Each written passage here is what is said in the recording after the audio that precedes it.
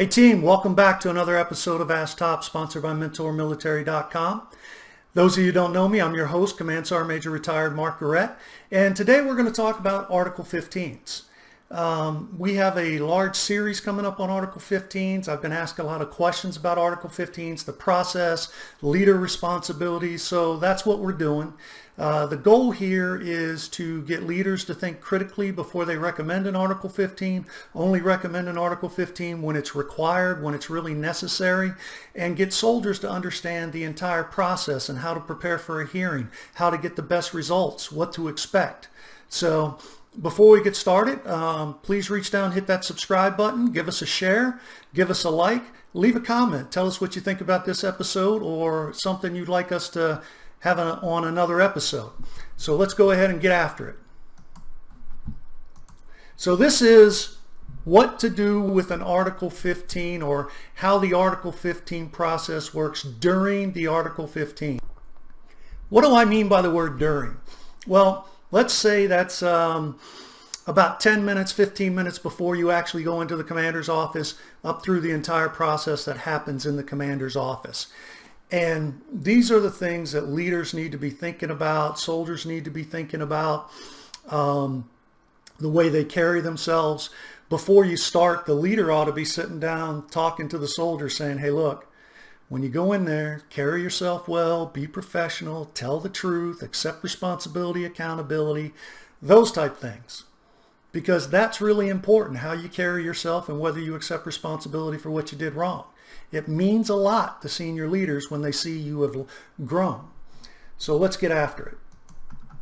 The references are standard references, and the only one I would add to that is Manual for Court Martial with the punitive articles of the UCMJ in it. So the other thing I'd like to say is there's a link below for the Article 15 book. It's a comprehensive guide for soldiers and leaders, how soldiers can be prepared, know their rights, and how leaders can support their soldiers. Not sure. I think the price is $19.95. Don't quote me. You can go to MentorMilitary.com, top sellers, and find it. There's also a free critical thinking list, and feel free to download that. That helps leaders make some good decisions. So, what are our responsibilities during an Article 15 while considering punishment? So, again, hey, quick commercial, MentorMilitary.com. Love us, find us, use us, and tell your friends about us. We have some great professional development products, and we're always open to new ideas. Feel free to contact us. We try to keep open communication with our customers. 2 days prior to the hearing, the soldier should, the leader should ask the soldier if they are prepared. What does prepared mean? Well, if you did your job right, leader, the soldier knows what they're supposed to be prepared, how the hearing, the witnesses, all that kind of stuff. Check out the soldier's uniform they plan to wear. Make sure it presents a good appearance. Explain again how the process works, how to report. Encourage the soldier to tell the truth.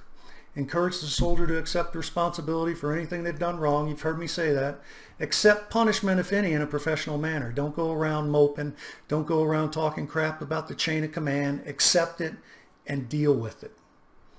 If it's unfair, then there's another way to deal with that in the appeals process, and we'll talk about that in another class.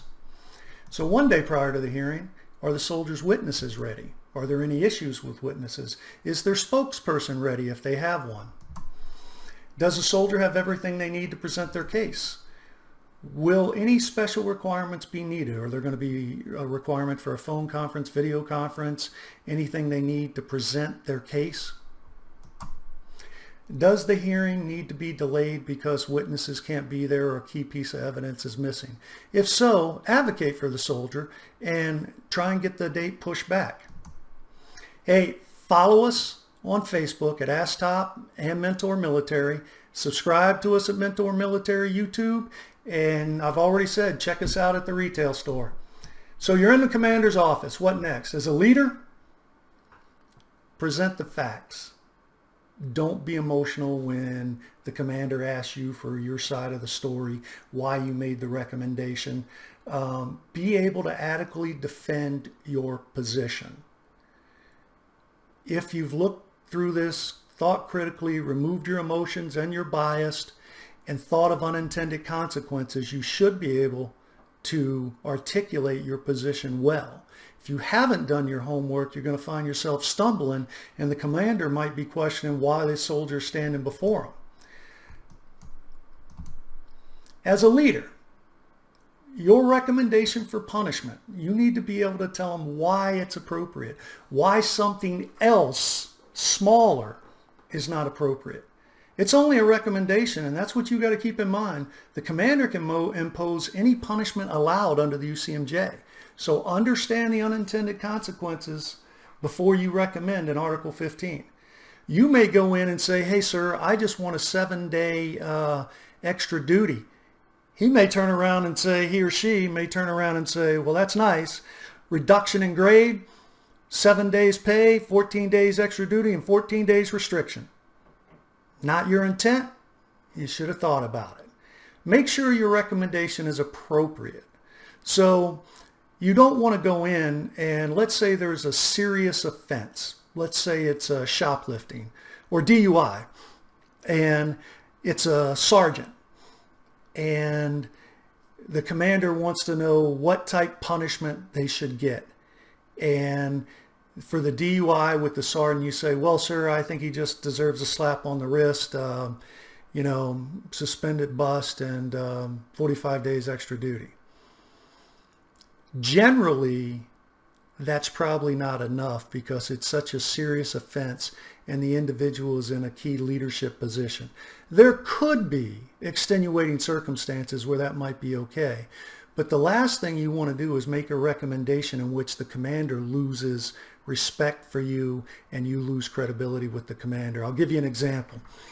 Inappropriate relationship, an affair with another soldier's wife.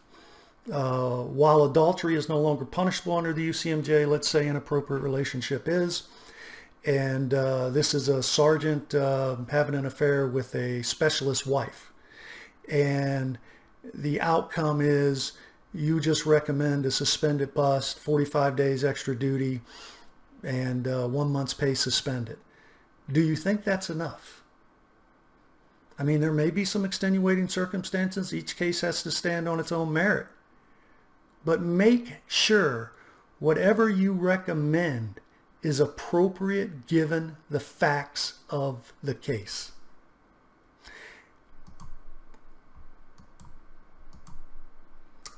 If you recommend in Article 15, don't change your mind during the proceeding unless evidence dictates. So if you came in hard-hitting to slam this soldier and destroy them, and you've done your facts and you've checked everything, and then you get in there and you lose your nerve. You don't want to say something bad in front of the soldier. You have been telling the chain of command all along you want to fry him, and now you're standing in front of the soldier and you don't have the intestinal fortitude to say that in front of the soldier. That's wrong. It's wrong in so many ways. If you believe the soldier needs to be fried, then that's what you need to recommend. But there are times where you need to change your recommendation, and that should be based on the evidence and facts presented and the soldier's decision to accept responsibility, accountability, humility, attitude, tone, all of those things. There's nothing wrong with changing it slightly based on things you observed during the hearing. But what I'm trying to get across is you can't waffle. You're hard and fast about giving them an Article 15, but when you get in there, you start having doubts. Well, maybe we shouldn't do an Article 15. Maybe we should just slap them on the wrist. You lose credibility. Check your facts up front. Make sure check your unintended consequences. Do your critical thinking. You shouldn't be in the commander's office unless you've done your homework. Senior leadership can recommend harder punishment than you desire, just like I said about the commander. Again, don't lose your credibility by making inappropriate recommendations. Follow us on Facebook, Ask Top and Mentor Military. subscribe to YouTube. And thank you for listening. Again, this is what we look for leaders to do and be and think about just before and during the Article 15 session. You have duties and responsibilities as a leader to make sure your soldiers know and understand the Article 15 process and help them understand expectations. But you have to hold yourself accountable. You just can't go around willy-nilly recommending Article 15s. Is that how you want to be treated? Hey, until next time, be safe and stay healthy. Look forward to seeing you on our next episode.